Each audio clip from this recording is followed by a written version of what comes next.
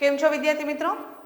જો ફરીવાર તમારી સમક્ષ ધોરણ 6 નું સામાજિક વિજ્ઞાનનું એક નવું પ્રકરણ નંબર 13 કયું તો કે ભારતનું ભૂપૃષ્ઠ, આબોહવા, વનસ્પતિ અને વન્યજીવન. ખૂબ જ ઇન્ટરેસ્ટિંગ એવો પાઠ છે, સમજવા જેવો પાઠ છે.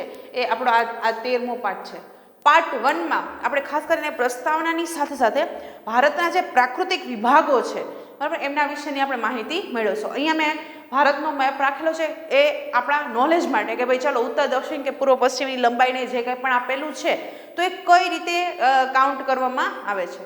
તો પાઠની શરૂઆત કરીએ. ટેક્સ્ટ બુક જે છે ફરજિયાત તમારી સાથે રાખજો, કારણ કે તમારી ટેક્સ્ટ બુકમાં પણ ઘણા બધા મેપ આપેલા છે. તો એ મેપના આધારે આપણને ખબર પડે કે ક્યાં કઈ વસ્તુ આવેલી છે, તો આપણને વધારે આઈડિયા આવે. એટલે પ્રસ્તાવના જોઈએ.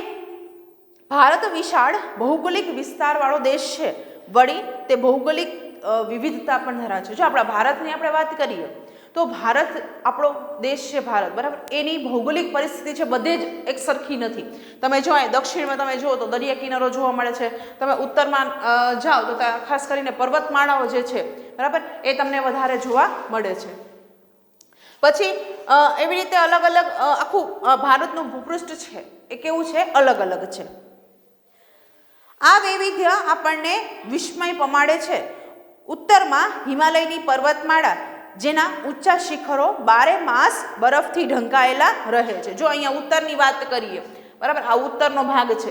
અહીંયા જે હિમાલયની પર્વતમાળાઓ આવેલી છે એ 12 માસ બરફથી ઢંકાયેલી રહે છે.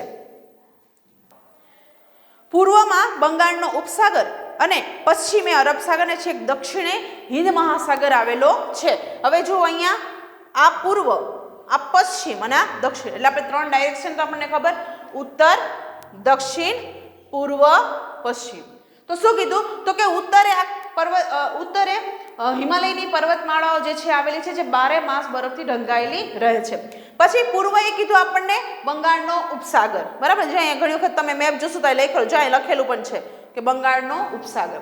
પછી પશ્ચિમે અહીંયા આવશે અરબ સાગર. આપણા પશ્ચિમ એટલે આપણા ગુજરાતની નીચે, બરાબર, અહીંયા આવશે અરબ સાગર. છેક દક્ષિણે અહીંયા આ બધું શું છે, આ બધો છે એ હિન્દ મહાસાગર છે. જો અહીંયા લખેલું પણ છે હિન્દ મહાસાગર.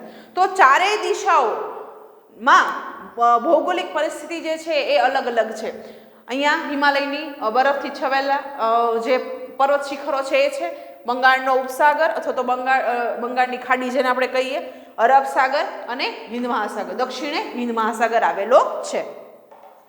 ભારત લગભગ 32.8 લાખ ચોરસ કિલોમીટર ક્ષેત્રફળ ધરાવે છે. ક્ષેત્રફળ કેટલું છે? 32.8 લાખ ચોરસ કિલોમીટર. 32.8 લાખ ચોરસ કિલોમીટરનું ક્ષેત્રફળ ધરાવે છે. તેનો અંદાજિત વ્યાપ ઉત્તરમાં કાશ્મીરથી લઈને દક્ષિણમાં કન્યાકુમારી સુધી 3214 કિમી છે. જો હવે અહીંયા આપણને લંબાઈની વાત કરી છે, બરાબર, ઉત્તરે કાશ્મીરથી લઈ અને દક્ષિણે કન્યાકુમારી સુધી, તો આટલો જે વ્યાપ છે, બરાબર, એ 3214 કિલોમીટરનો છે. આપણે આવી રીતે સમજી લઈએ તો ખબર પડે, બરાબર. આપણે મેપ જોઈ લઈએ. અહીંયા ઉત્તરે કાશ્મીરથી અહીંયા કન્યાકુમારી સુધી આટલો ડિસ્ટન્સ કેટલો છે? આ અહીંયા 3214 કિલોમીટરનો, બરાબર. ત્યાર પછી જોઈએ, પૂર્વમાં અરુણાચલ પ્રદેશથી પશ્ચિમમાં ગુજરાતના કચ્છ સુધીનો 2933 કિલોમીટર વિસ્તરેલો છે. જો હવે અહીંયા વાત કરીએ, અહીંયા અરુણાચલ પ્રદેશ, તો અહીંયા છે, તો અહીંયા સાવ કોર્નરમાં છે, ત્યાંથી લઈને અહીંયા આપણા કચ્છ જિલ્લો છે, બરાબર. તો અહીંયાથી અહીંયા સુધીની જે લંબાઈ છે એ કેટલી છે? 2933 કિલોમીટર. અહીંયા અરુણાચલ પ્રદેશથી અહીંયા કચ્છ સુધી કેટલી છે? 2933 કિલોમીટર. ક્લિયર? આપણને બે વચ્ચે કેટલા કિલોમીટરનો વ્યાપ છે ખબર પડી ગઈ. ફરી પાછું જોઈ લઈએ, ઉત્તરે કન્યાકુમારીથી ઉત્તરે કાશ્મીરથી દક્ષિણે કન્યાકુમારી સુધી કેટલો છે? 3214. આ જે ભાગ છે આખો કેટલો છે? 3214 કિલોમીટરનો. ત્યાર પછી પૂર્વે અરુણાચલ પ્રદેશથી લઈ પશ્ચિમે કચ્છ સુધીનો ભાગ, બરાબર, એમના કેટલા અહીંયાથી અહીંયા સુધીનું ડિસ્ટન્સ કેટલું છે? 2933 કિલોમીટર. ક્લિયર? તો આ બંને કિલોમીટર આપણા માટે ખાસ યાદ રાખવા જરૂરી છે. લાંબા સમુદ્રી કિનારા, ઊંચી ઊંચી પર્વતમાળાઓ, દૂર દૂર સુધી ફેલાયેલા નદી મેદાનો, ઉબડખાબડ ઉચ્ચ પ્રદેશ અને કિનારાથી દૂર આવેલા ટાપુઓ જેવા વિવિધ ભૂમિ સ્વરૂપો અહીં જોવા મળે છે. આબોહવા અને વનસ્પતિ સાથે સંસ્કૃતિ અને ભાષાની વિવિધતા પણ આપણને આપણી ઊંડી આંખોને વળગે છે. આપણા રિવાજો અને પરંપરાઓમાં ભિન્નતા જોવા મળે છે અને આ વિવિધતા એ એક રાષ્ટ્રની ભાવના આપણને વિશ્વમાં એક વિશિષ્ટ ઓળખ આપે છે. જો આપણા ભારતના જે રાજ્યો છે એ રાજ્યોમાં તમે ગમે ત્યાં જાઓ, બરાબર, બધે તમે જો તો અલગ અલગ ખોરાકથી માંડીને પહેરવેશથી માંડીને બોલી ભાષા, બરાબર, એ બધામાં ઘણો બધો તફાવત છે. લોકોની રહેણીકરણીમાં ઘણો બધો તફાવત છે આપણને જોવા મળે છે. આપણા ગુજરાતની વાત કરીએ તો આપણા ગુજરાતના ભોજનની વાત કરીએ તો આપણે અહીંયા કાઠિયાવાડી ભોજન ફેમસ છે, બરાબર. તો આવી રીતે પંજાબમાં જઈએ તો પંજાબમાં લચ્છી ફેમસ છે. તો અલગ અલગ જે રાજ્યો છે એ રાજ્યોની દરેક રાજ્યોની અલગ અલગ વિશેષતા છે. એ લોકોની ભાષામાં પણ ફેર પડી જાય છે. ત્યાર પછી જોઈએ ભારતના પ્રાકૃતિક વિભાગો, જેને ફિઝિકલ ડિવિઝન ઓફ ઇન્ડિયા એવું કહેવાય છે. જોઈએ, ભારતના ભૂપૃષ્ઠની આધારે તેના પ્રાકૃતિક વિભાગો પાડવામાં છે. ભારતના ભૂપૃષ્ઠ છે, બરાબર, એમાં કોના આધારે? તો કે એની પ્રાકૃતિક દ્રષ્ટિએ એમના અલગ અલગ વિભાગો જે છે એ વિભાગો પાડવામાં આવ્યા છે. ઉત્તરમાં આવેલ મહદઅંશે હિમાલય સીમા રક્ષકનું કાર્ય કરે છે. અહીંયા આજે આપણો હિમાલય આવેલો છે, બરાબર, ઉત્તરમાં, એ આપણી સીમા રક્ષક તરીકે કાર્ય કરે છે. તેની ઉત્તર દક્ષિણ ફેલાયેલી સમયાંતર પર્વતમાળાને 3 ભાગમાં વહેંચવામાં આવે છે. હિમાલયની જે પર્વતમાળા છે, બરાબર, એમાં આમ ઉત્તર દક્ષિણે જે પર્વતમાળાઓ છે એને 3 વિભાગે વહેંચવામાં આવે છે. તેની છેક ઉત્તરમાં મહાહિમાલય કે સહ્યાદ્રીની પર્વતમાળામાં વિશ્વનું સૌથી ઊંચું માઉન્ટ એવરેસ્ટ શિખર આવેલું છે. જો તમારી ટેક્સ્ટબુકમાં તમને મેપ આપેલો છે, બરાબર, એમાં તમે જોજો કે સૌથી ઊંચું છે, બરાબર, અહીંયા આમ 3 હિમાલય પર્વતમાળાઓ છે, બરાબર, એમાં સૌથી પહેલી પર્વતમાળા છે, બરાબર, જેને મહાહિમાલય કે સહ્યાદ્રીની હિમાલય, આ ખાલી તમારી જાણકારી માટે આવી રીતે છે, બરાબર, આ પહેલી. તો આ જે પહેલી, કારણ કે 3 સમયાંતરે પર્વતમાળાઓ આવેલી છે હિમાલયમાં, તો એમાં જે પહેલી છે જે ઉત્તરમાં આવેલી ટોપની એ છે મહાહિમાલય કે હિમાદ્રીની પર્વતમાળા. આને આ પહેલું નંબર છે એને કહેવાય મહાહિમાલય કે બીજા શબ્દમાં એને કીધું છે હિમાદ્રીની પર્વતમાળા. હિમાદ્રી,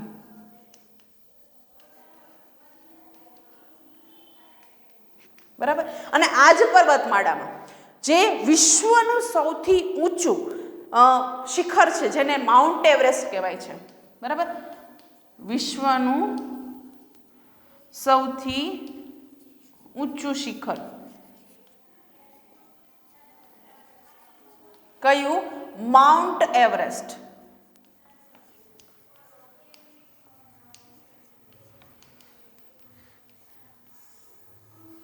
એ આ પર્વતમાળામાં આવેલો છે. કઈ પર્વતમાળામાં?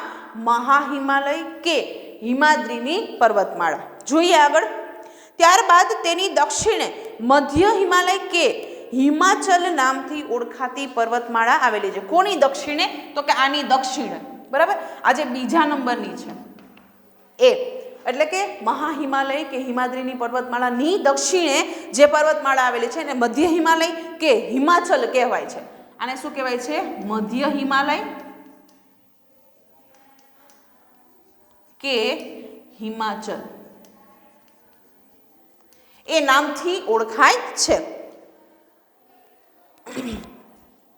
જ્યાં દર્શનીય સ્થળો અને યાત્રાધામો આવેલા છે. આ જે પર્વતમાળામાં છે, બરાબર, આ પર્વતમાળામાં દર્શનીય સ્થળો અને યાત્રાધામો જે છે એ યાત્રાધામો આવેલા છે.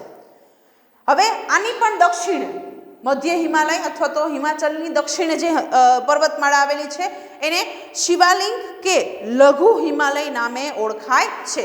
ત્રીજી, શિવાલિંગ કે લઘુ હિમાલય એ નામે ઓળખાય છે. બરાબર, કઈ પર્વતમાળા? તો કે જે મધ્ય હિમાલય અથવા તો હિમાચલની પર્વતમાળાની દક્ષિણે શિવાલિક કે લઘુ હિમાલયની પર્વતમાળા આવેલી છે. ફરી પાછું આપણે જોઈ લઈએ ત્રણે ત્રણ પર્વતમાળા. હિમાલય જે છે એ પર્વતમાળામાં હિમાલયને ત્રણ વિભાગમાં વહેંચવામાં આવ્યો છે. બરાબર, સૌથી ઉત્તરની જે પર્વતમાળા છે એમનું નામ છે મહાહિમાલય કે હિમાદ્રી પર્વતમાળા. હવે આ મહાહિમાલય કે હિમાદ્રી પર્વતમાળામાં વિશ્વનું સૌથી ઊંચું શિખર જેને કહેવાય છે માઉન્ટ એવરેસ્ટ એ ત્યાં આવેલું છે. પછી મધ્ય હિમાલય કે હિમાચલ, હવે એ આની દક્ષિણે આવેલી છે અને ત્યાં મોસ્ટલી યાત્રા બદ્રીનાથ છે, કેદારનાથ છે, એ બધા ક્યાં આવેલા છે? અહીંયા યાત્રાધામો જે છે અથવા તો દર્શનીય સ્થળો જે છે એ ક્યાં આવેલા છે? મધ્ય હિમાલય અથવા તો હિમાચલમાં. અને ત્યાર પછીની અને છેલ્લી એ છે શિવાલિક અને લઘુ હિમાલય પર્વતમાળા. બરાબર, તો આવી રીતે ત્રણ ભાગ જે છે એ પાડવામાં આવ્યા છે. હિમાલયની દક્ષિણે ગંગા, સતલુજ, યમુના, બ્રહ્મપુત્રા અને તેની શાખા નદીઓના ઠાલવેલા કાપથી બનેલ વિશાળ મેદાનો આવેલા છે. આ હિમાલયની પર્વતમાળા અહીંયા નીચે, બરાબર, આ બધે હિમાલયની પર્વતમાળા પૂરી થાય એની દક્ષિણે અલગ અલગ નદીઓ જે છે જેમાં ગંગા છે, સતલુજ છે, યમુના, બ્રહ્મપુત્રા અને જે શાખા નદીઓ છે એ શાખા નદીઓએ ફળદ્રુપ કાપ છે એ કાપ પાથરેલા છે.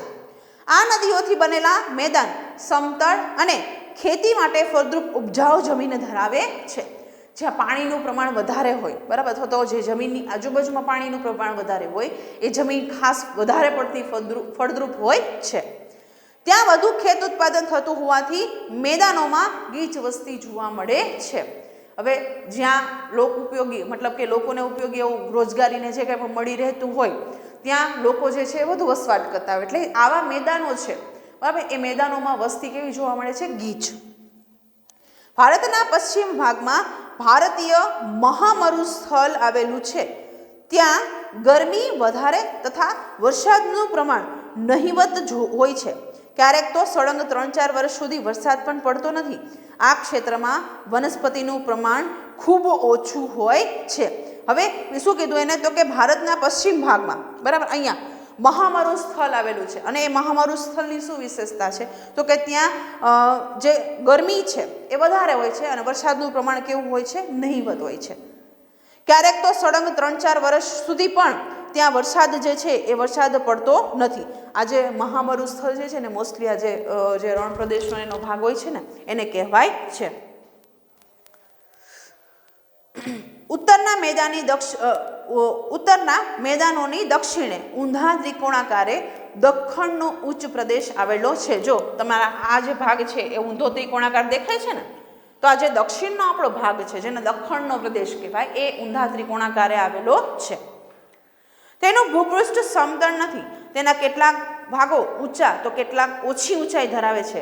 અહીં ઘણી પર્વતમાળાઓ અને પહાડી વિસ્તારો પણ આવેલા છે. આ જે પ્રદેશ છે, બરાબર, એ પ્રદેશ એક સરખો નથી. આમ કહેવાય ને જમીન એક સરખી નથી. ઊંચી છે, ક્યાંક નીચી છે, ક્યાંક મોટા મોટા પર્વતો આવેલા છે, બરાબર, ક્યાંક સીધા સપાટ મેદાનો આવેલા છે. તો આવી અલગ અલગ વિશેષતા જોવા મળે છે. જેમાં દુનિયાની સૌથી પ્રાચીન પર્વતમાળા અરવલ્લી જે છે એ અરવલ્લી આવેલી છે અહીંયા દક્ષિણમાં. એવું પૂછવામાં આવે કે દુનિયાની સૌથી પ્રાચીન પર્વતમાળા કઈ છે? તો એ આવશે અરવલ્લી. આ ક્ષેત્રની ઉત્તર પશ્ચિમે આવેલી છે એ જે દક્ષિણનો ભાગ છે, બરાબર, એમાં ઉત્તર પશ્ચિમનો જે ભાગ છે ને ત્યાં એ અરવલ્લીની પર્વતમાળા આવેલી છે. જો તમને મેપમાં જોવા મળશે. તેની દક્ષિણે પૂર્વમાં વિંધ્યાચલ અને સાતપુડાની પર્વતમાળાઓ આવેલી છે. કોની દક્ષિણે? તો કે એ જે અરવલ્લીની પર્વતમાળા છે એની દક્ષિણ પૂર્વમાં વિંધ્યાચલ અને સાતપુડાની પર્વતમાળાઓ આવેલી છે. પૂર્વથી પશ્ચિમ તરફ વહીને અરબ સાગરને મળતી નર્મદા અને તાપી વિંધ્યાચલ અને સાતપુડાની પર્વત શ્રેણીમાંથી વહે છે. પૂર્વથી પશ્ચિમ સાઈડ વહે છે. કઈ? તો કે નર્મદા અને બીજી છે તાપી. એ બે નદીઓ જે છે ક્યાંથી? તો કે વિંધ્યાચલ અને સાતપુરાની જે પર્વતમાળાઓ છે બરાબર એમાંથી એ નીકળે છે અથવા તો એમાંથી એ વહે છે. દક્ષિણના ઉચ્ચ પ્રદેશની પૂર્વ દિશામાં પૂર્વ ઘાટ અને પશ્ચિમ દિશામાં પશ્ચિમ ઘાટ આવેલો છે. જો આ જે દક્ષિણના ઉચ્ચ પ્રદેશો છે ને એમાં આ ભાગ તમને તમારા મેપમાં પણ જો તમારી ટેક્સ્ટબુકમાં મેપ આપેલો છે ને એમાં દેખાડશે. આ પશ્ચિમે આવેલો ભાગ છે ને એને પશ્ચિમ ઘાટ જે છે એ પશ્ચિમ ઘાટ કહેવામાં આવે છે. અને અહીંયા પૂર્વમાં આવેલો જે ઘાટ છે બરાબર એને પૂર્વ ઘાટ કહેવાય છે. ટેક્સ્ટબુકમાં જોજો એટલે તમને વધારે ખ્યાલ આવી જશે. જે પૈકી પશ્ચિમ ઘાટ સળંગ જ્યારે પૂર્વ ઘાટ તૂટક છે. આ ઉચ્ચ પ્રદેશો જ્વાળામુખીથી બનેલા હોવાથી તે ક્ષેત્રોમાં ખનિજોનું પ્રમાણ જે છે એ ખનિજોનું પ્રમાણ વિપુલ પ્રમાણમાં જોવા મળે છે. પૂર્વ ઘાટ છે બરાબર. જે પશ્ચિમ ઘાટ છે એ પશ્ચિમ ઘાટ કેવો છે? આખો સળંગ છે. જ્યારે પૂર્વ ઘાટ છે એ ત્રુટક આપેલો છે. જો તેમાં આખા તમને ઘાટ જે છે અહીંયા બતાવે છે બરાબર. આ ઘાટ એ કેવો છે? ત્રુટક. તો એવું પૂછાય કે દક્ષિણે જે બે ઘાટ આવેલા છે પૂર્વ ઘાટ અને પશ્ચિમ ઘાટ, એમાં પશ્ચિમ ઘાટ કેવો છે? આખો સળંગ છે. જ્યારે પૂર્વ ઘાટ કેવો છે? ત્રુટક છે. એક સરખો નથી, મતલબ વચ્ચે કટકા છે. આ ઉચ્ચ પ્રદેશો જ્વાળામુખીથી બનેલા હોવાથી તે ક્ષેત્રોમાં ખનિજોનું પ્રમાણ વધારે. જ્યાંથી જ્વાળામુખી જો એનું નિર્માણ જે છે જ્વાળામુખીના આધારે થયેલું હોય, મતલબ કે જ્વાળામુખીથી થયેલું હોવાનું મનાય છે. તો જ્યાં પણ જ્વાળામુખી ના આધારે થયેલા કોઈ પણ કહેવાય ને કે જે ભૌગોલિક બાબતો હોય ને ત્યાં ખનિજો હોય એ ખનિજોનું પ્રમાણ વધારે જોવા મળે છે. પૂર્વ ઘાટની પૂર્વમાં અને પશ્ચિમ ઘાટની પશ્ચિમે કિનારાના મેદાનો આવેલા છે. એ પૂર્વ ઘાટની પૂર્વમાં પશ્ચિમ ઘાટની પશ્ચિમે જે કિનારાના મેદાનો જે છે એ આવેલા છે. આ મેદાનોમાં પૂર્વ કિનારાના મેદાનની તુલનામાં પશ્ચિમ કિનારાનું મેદાન સાંકડું છે. આના કરતાં પૂર્વ કિનારાના જે મેદાનો છે એના કરતાં આ પશ્ચિમ કિનારાના જે મેદાનો છે બરાબર એ કેવા છે? સાંકડા છે. ગોદાવરી, મહાનદી, કાવેરી અને કૃષ્ણા પૂર્વ તરફ વહીને ફળદ્રુપ મુખ ત્રિકોણ પ્રદેશ બનાવી બંગાળના ઉપસાગરને મળે છે. કઈ નદી? ગોદાવરી, મહાનદી, કાવેરી અને કૃષ્ણા બરાબર એ પૂર્વ તરફ વહીને આ જે બંગાળનો ઉપસાગર છે બરાબર એ બંગાળના ઉપસાગરને મળે છે. મેપમાં જોજો આપેલું છે, દરેક નદી છે ને એ આપેલી છે. બ્રહ્મપુત્ર અને ગંગા નદીએ બંગાળના ઉપસાગરમાં સુંદરવન નામના વિશાળ મુખ ત્રિકોણ પ્રદેશની રચના કરી છે. કઈ નદીએ? બ્રહ્મપુત્ર અને ગંગા બરાબર. એમાં ખાસ કરીને જે બંગાળ છે એ બંગાળના ભાગમાં જે સુંદરવન આવેલું છે બરાબર, જે મુખ ત્રિકોણ પ્રદેશને કારણે બનેલું છે. એ સુંદરવન જે છે એ ખાસ કરીને કેના કાપથી? તો કે બ્રહ્મપુત્ર અને ગંગા નદીના કાપથી એ આખું મેદાન છે એ મેદાન આખું બનેલું છે. ત્યાર પછી જોઈએ ભારતમાં બે ટાપુ સમૂહ આવેલા છે. બંગાળના ઉપસાગરમાં દક્ષિણ પૂર્વે આવેલ અંદમાન અને નિકોબાર તથા અરબ સાગરમાં કેરળના કિનારાથી પશ્ચિમે પરવાળાની બનેલા લક્ષદ્વીપ ટાપુ આવેલા છે. ભારતની છેક દક્ષિણે હિન્દ મહાસાગર આવેલો છે. હવે જોઈ લઈએ શું કીધું આપણને. તો કે જે આ ભારત છે બરાબર એમાં બંગાળની ખાસ કરીને જે દક્ષિણનો ભાગ છે, જો અહીંયા આ અંદમાન અને નિકોબાર ટાપુ આવેલા છે ને, જ્યારે અહીંયા મતલબ કે ભારતની પશ્ચિમની નીચે અરબ સાગરની નીચે અહીંયા જો લક્ષદ્વીપ આવેલું છે ટાપુ બરાબર. લક્ષદ્વીપ ક્યાં આવેલું છે? અરબ સાગરમાં. અને અંદમાન અને નિકોબાર ક્યાં આવેલું છે? બંગાળના બરાબર, બંગાળના ઉપસાગરમાં. તો આવી રીતે આવેલું છે. અને ખાસ દક્ષિણ મેં તમને અગાઉ કીધું હતું કે દક્ષિણે હિન્દ મહાસાગર આવેલો છે. હવે જો તમને એક નીચે મેપ આપેલો છે પેજ નંબર 82 ઉપર બરાબર. હવે એમાં અલગ અલગ રેખાંકિત નકશાઓ જે છે એ નકશાઓ આપણે કરવાના છે. પણ એ આપણે કહેવાય ને કે જ્યારે પાઠ કમ્પ્લીટ થઈ જાય પછી ખાસ કરીને હું તમને એ બાબતે એક વિડીયો જે છે એ વિડીયો બનાવીને મોકલી દઈશ. તો વિદ્યાર્થી મિત્રો આ પાઠ અહીંયા સુધી રાખીએ. નેક્સ્ટ વિડીયોમાં આનાથી આગળના મુદ્દાઓ જે છે એમની ક્રમશઃ ચર્ચા કરીશું. ત્યાં સુધી નમસ્કાર.